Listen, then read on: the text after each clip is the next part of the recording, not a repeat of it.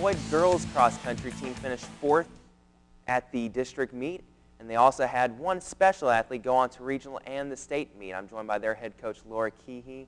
And so that special athlete we're talking about, Aaliyah, she goes on to the state meet as a freshman this year. How awesome is it as a coach to have such a special talent on your team? Oh, I can't even begin to describe it. She is a great girl.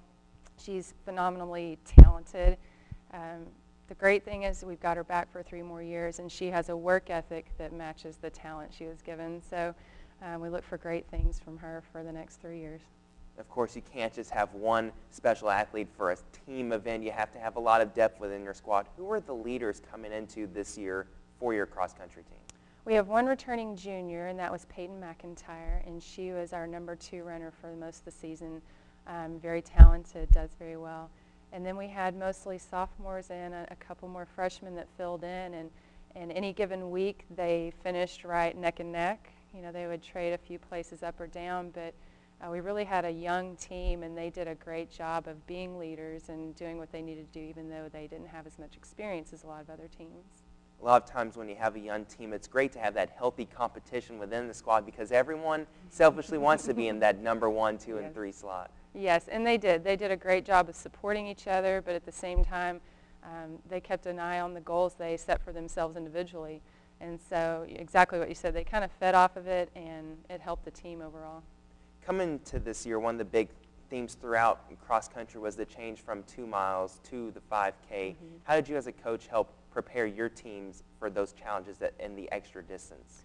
Well, one good thing about these girls is they are familiar with the 5K distance and even a 10K or a 15K distance. But their experience up to this point has been mainly a fun run for a 5K as opposed to a race. So learning how to race that distance instead of just going out for fun was our main focus for really the entire season. The first few weeks we experimented quite a bit with different paces at different points in the race, and then we fine-tuned it from there for the end of the season.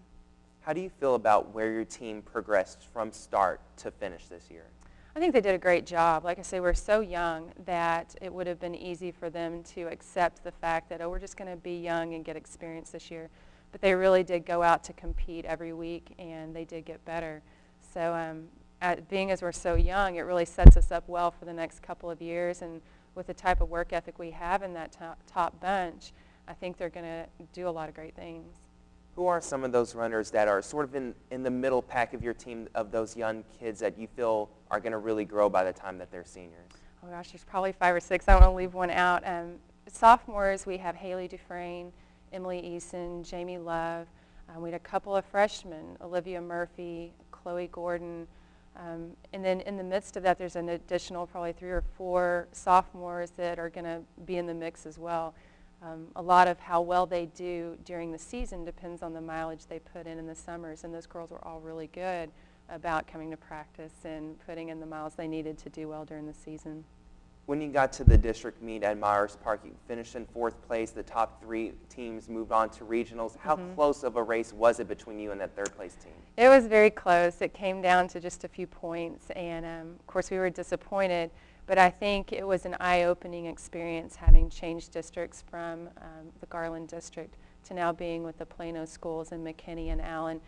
The girls see that the level of competition has really changed, and so that helps us keep our eye on the prize and keep in mind what we need to do to get in those top 3 spots next year. Now, Aaliyah, she finished 1st at the district meet, and then she went on in the regional meet, and she placed 5th. How did she do so well in the regional with, of course, the upping the ante with the competition?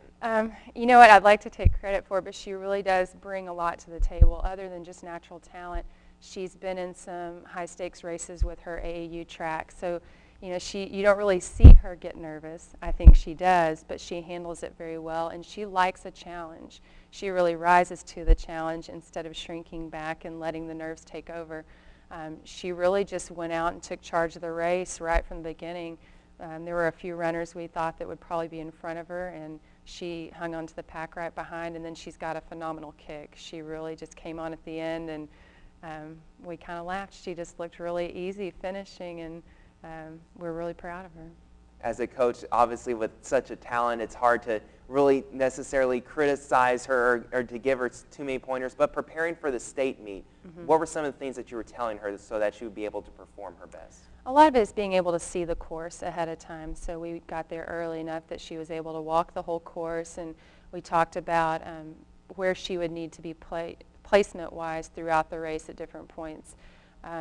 Really more of a, here's a few athletes that will be in front of you, let them go, and the rest, here's where you need to be at each point, and just read the race from there. You can have the best game plan ahead of time, but once you're in the race, you may have to make changes, and she's a smart girl. She's a good athlete. We trust her to make those decisions, and there's going to be some mistakes in there, but she really did a great job, and what she learned from this meet will really benefit her the next few years. And what are the expectations for next year's team with everyone coming back? Everyone coming back. If we do our miles in the summer, I think we can really get in there and compete, not just for a top 3 spot, but maybe for that top spot at district, and then hopefully do well at regionals too. So we're setting the bar high for ourselves. Well, thanks for joining me, Coach, here today. And certainly with everyone coming back from the McKinney Boyd girls cross country team, next year's team could really make a statement in District 10 5A.